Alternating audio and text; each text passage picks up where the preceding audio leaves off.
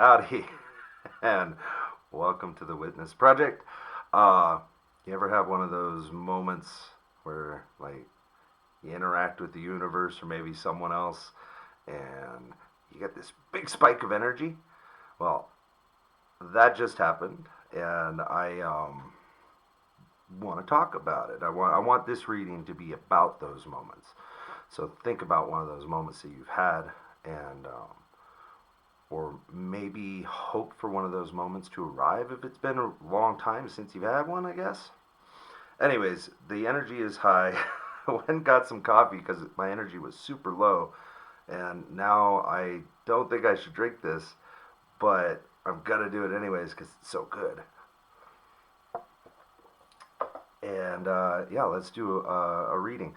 So I'm gonna do a 5 card reading, Pentacle Spread, and we're going to use the Crow Tarot deck. This is by MJ Cullinane. Shout out. I really like this tarot deck. I really like crows, and this deck is just really well made, especially the guidebook. Yeah, and I just want to give her credit. I am creating my own tarot deck in just a couple weeks, or maybe even less. That deck, it's being cut, it's being printed, it's on its way, and soon I will be reading from that instead. Anyway, so the way a 5 card Pentacle Spread works is 5 cards come out, and we're going to think about that situation where the universe reached into your soul in such a way that it really impacted you. And the cards will tell us about that interaction, help you reflect on it, and figure out what that meaning is all about. This top card will be how your body feels about it. This is how your mind feels about it. How, like our mind is just racing all the time. A lot of subconscious thoughts and why our subconscious thought goes there. This is our emotional body. This is our gut where most of our emotions come from. Sorry about the alarm. I don't know what it's telling me. Okay, 20% battery remaining on the camera. Thanks. This one is the heart. This is like willpower. This is the way I like to describe it to people, because we usually think of heart as associated with love, but love is in the emotional gut body. Heart is like the will to go on, the will to succeed, the will to survive, like our survival instinct, and willpower. And the way I like to describe it to people is like if you were, there's like two types of people. You're in a survival situation, you got no food, you got no water, you're stuck out in the middle of the Appalachians, and some people just give up and die. And then there's other people that will crawl on their elbows and forearms for 5 miles, getting half-eaten by coyotes along the way, and they still come out alive. And those are the stories that we hear about, and their heart chakra's willpower is just epic, those type of people. And finally, the last one is soul. So, anyways, let's move on to the reading. Think of that situation, or any question that you might have. If you don't want to visit a epic event where the universe was reaching into your soul, then, ask about what McDonald's breakfast is going to feel like tomorrow, and that'll be a fun reading in itself. Ask whatever question you want. Think of it now. Hold that question. Don't peek.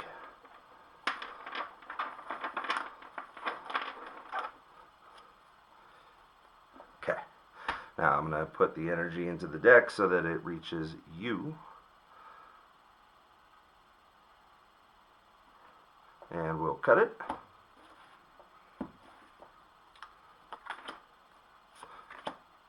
Body, mind, emotional, heart, and soul. Let's see what pops up. Okay, this is good. 5 of Wands.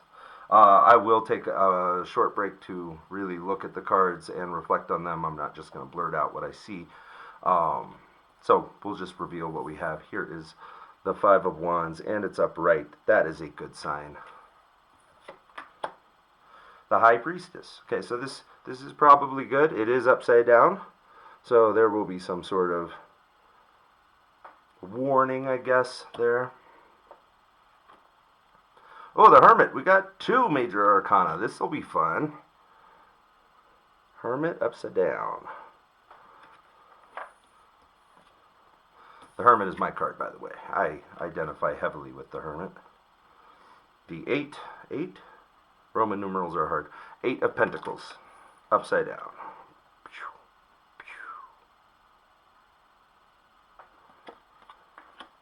And finally, oh, Swords in the Soul. Ouch. 6 of Swords. We'll see how that card plays out. And yeah, so I'm going to take a few minutes to reflect on the cards, and I'll come back with the answers, I guess. Enjoy a short break from our sponsors. Well, welcome back. And if you're interested in what the hell those sponsors are, take a look at some other videos. There's clues in every one, and good luck figuring it out. Let's get into the cards. So, first, the 5 of Wands. There's 5 crows carrying 5 wands. Each wand is a different color. And that symbolizes diversity, different backgrounds and different perspectives, and what it's leaning into. And remember, this is about the body. The body, this is like where we hold tension, where our muscles ache, where we get stressed out. It's like the physical manifestation of the journey that we're going through right now. Anyways, back to the diversity of basically what it's saying is, in order to find a solution, it may take a group of people. If you go into depth and detail in a discussion with others, the answers that you're looking for may come to light, and much will be revealed. Moving on to the mind. Now, the mind is our subconscious thoughts, not just our conscious thoughts. And pay attention to what they're saying, because they're telling you something. Especially the ones that circle over and over and over again. Those get really annoying, and we try to push them away, but they're repeating themselves because they carry a heavy message. And the message, since it's buried in the subconscious, is often very hard to figure out, and it takes a lot of time and reflection. So the High Priestess is, when we got her upside down, she's symbolic of intuition, divine guidance, and the magic of the world. She takes the spark that the magician gives her, and she manifests it into a tangible reality. So she has the power of taking inspiration and making it real in your life.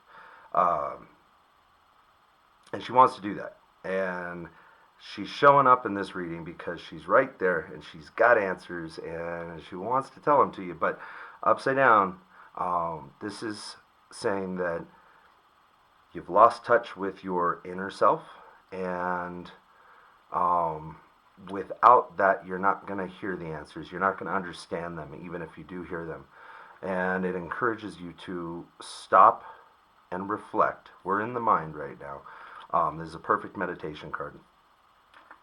Stop, reflect, get back in touch with that inner person, your true self. Really reach out for it and feel into it, and that will open up the way for those answers to come through.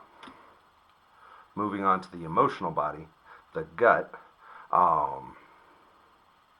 we've got the Hermit upside down. And this goes deeper into the meditation. So the Hermit is symbolic of wisdom, enlightenment, meditation, and reflection. And you can see the crow here is staring at the tree with the lantern. The crow is listening to the universe for the answers, actively speaking with the universe and listening for the reply in return. Now, be mindful that the external universe and the internal universe of your mind and body and soul They are the same thing. They are just as vast, and you can go both places. So spend time in reflection and go inward to find the answers. And if you're feeling confused, just go interact with the universe and see what it has to say. Listen really closely, and you'll see that it set the intention, go do it. You'll see that it works. Um, yeah. Oh, and upside down, upside down. But look at my notes really quick. Oh, yeah, that's right. Okay, so upside down, what it's saying is you may think that you're retreating and reflecting and taking this time to yourself um, to get in touch and to really figure out the answers. But upside down, it's saying what you're really doing is you're isolating because you're feeling overwhelmed. And the next cards are revealing what those what where that overwhelmed feeling is coming from. So be careful about the time you're spending alone. Make sure that it is really for reflection, and if it isn't, if you're isolating, um, isolation can turn into becoming kind of self-absorbed with yourself and forgetting there is this whole human experience outside those doors to go interact with, and just take a step outside. Go out into the universe and ask those questions if it's getting kind of maddening spending time at home. Make sure you're not running from your problems and facing them instead. Um, the Eight of Pentacles, upside down. This talks about, so that crow is working on a coin, a pentacle, and he's working real hard. He's paying attention to the details, and you have like a soul purpose. We all do, and you probably have a good feeling of where it's supposed to be right now, or what you're moving towards. This is encouraging you to dive back into your education, learn about it, master those skills. And when I say education, I don't necessarily mean school. You can read about it. You can go inward and learn more about it. However that education looks to you, dive into it. Learn more about your skill. Practice your skill. Hone it. And it will lead to the outcome that you're going for with hard work and dedication. Upside down, it is warning you about perfectionism. Don't get caught up in like the little tiny details. I understand that. Like, I'm a perfectionist, or used to be anyways, until I worked through it. Um, Nothing's perfect. It will never be perfect. And if you get hung up on one little detail, or you keep redoing something because you're just not happy with it, well, you're not making forward progress. And that little detail probably isn't very important. Take a look at the big picture. Make sure that you're moving towards that goal rather than one little tiny part of it. That was for the heart, the willpower. So that in combination with the heart and willpower, if you focus too much on perfectionism, you're going to lose your motivation.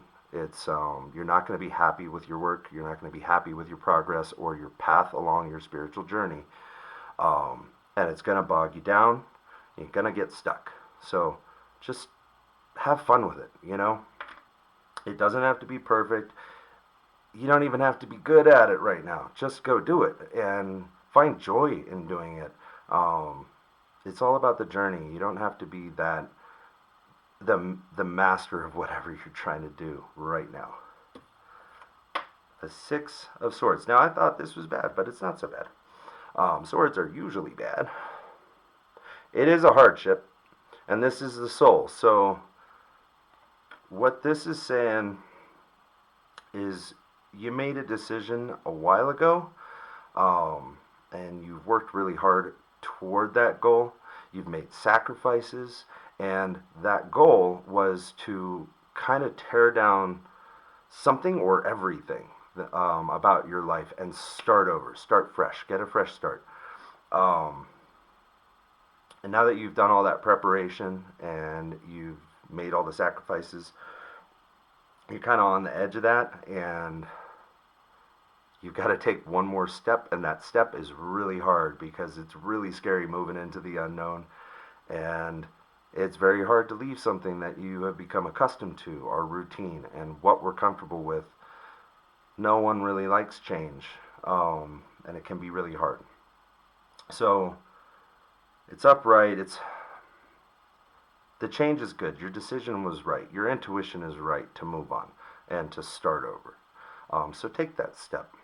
It does warn that when you take that step, it is such a big decision and it is so close to home that you're gonna feel, you most likely will feel feelings of regret. And that's going to be hard to work through.